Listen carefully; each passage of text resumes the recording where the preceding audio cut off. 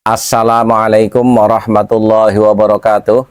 Saudara-saudaraku sebangsa dan setanah air, ketika kepalsuan nasab para kabaib Dobolowi dibongkar oleh tesisnya Kiai Haji Imaduddin Utsman, para kabib dan mukibin-mukibinnya masih berapologik membangun narasi-narasi pembelaan yang sebenarnya kalau kita cermati, ya mereka cuma dobol, hanya seolah-olah membela diri, tapi tanpa basis keilmuan.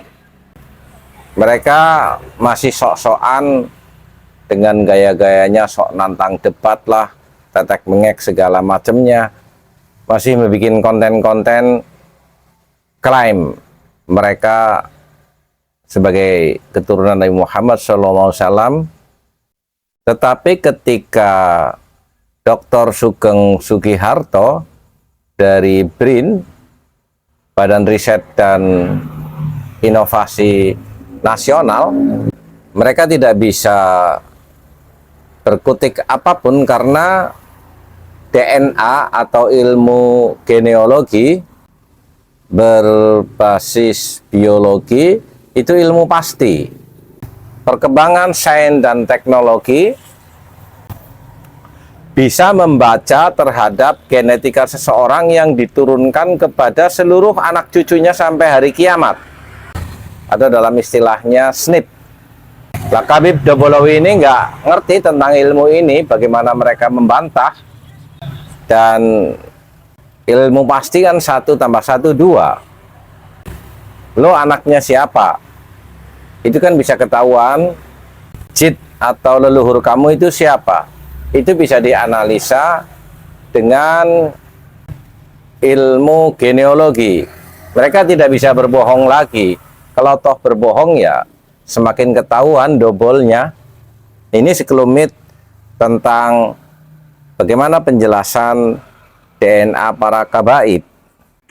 Buat saudara-saudaraku Bani Alawi atau Bani Ubaidillah, kalian gak usah ribet deh ngurusin haplogrupnya Imam Ali apa, haplogrupnya Rasulullah apa, atau haplogrupnya Nabi Ibrahim apa. Coba kalian buktikan, temukan, sebutkan haplogrup jid kalian Ubaidillah itu apa. Kalau Ubaidillah itu makhluk historis dan biologis, haplogrupnya itu harus ada. Dan senipnya Imam Ubaidillah itu bisa ditemukan di keturunannya sekarang.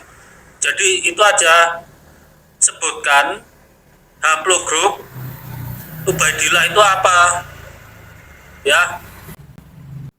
Ada memang beberapa 1-2 orang dari kabaib yang seolah-olah berbicara tentang DNA, tapi karena kebodohan mereka ya justru diktawakan oleh banyak pihak.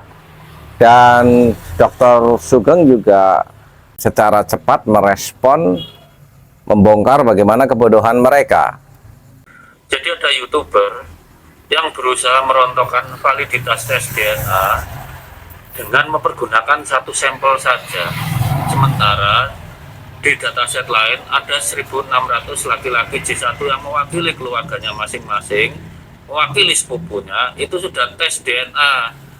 Jadi orang itu jelas-jelas nggak memahami konsep galat, nggak memahami konsep derajat bebas dalam statistik, juga nggak memahami konsep admixture dalam genetika populasi. Demi nasab orang itu memilih untuk bodoh, dan kalian muhibinnya diajak bodoh. Kalau yang diikutin aja bodoh, muhibinnya apalagi bodohnya. Pinter itu relatif, bodoh itu absolut.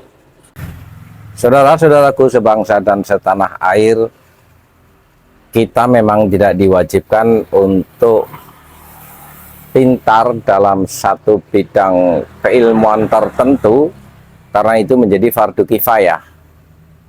Tetapi bahwa kita memiliki akal pikiran untuk bisa melihat sebuah kebenaran, itu menjadi kewajiban kita, karena Allah Subhanahu wa Ta'ala memberikan otak, akal pikiran hanya kepada manusia, tidak kepada hewan, setan, bahkan tidak kepada malaikat.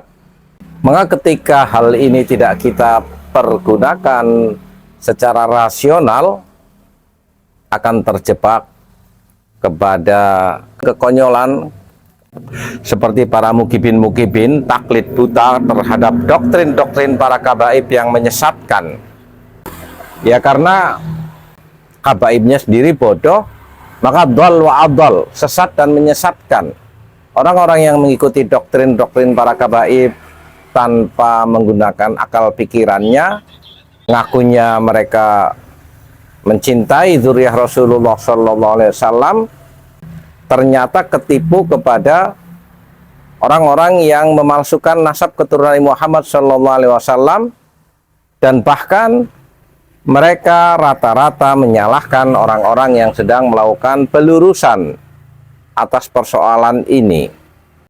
Ya begitulah, ketika seseorang tidak menggunakan akal pikirannya, akan terjerembab kepada kebodohan dan kesesatan. Bersiaplah. Walafu minkum. Wassalamualaikum warahmatullahi wabarakatuh.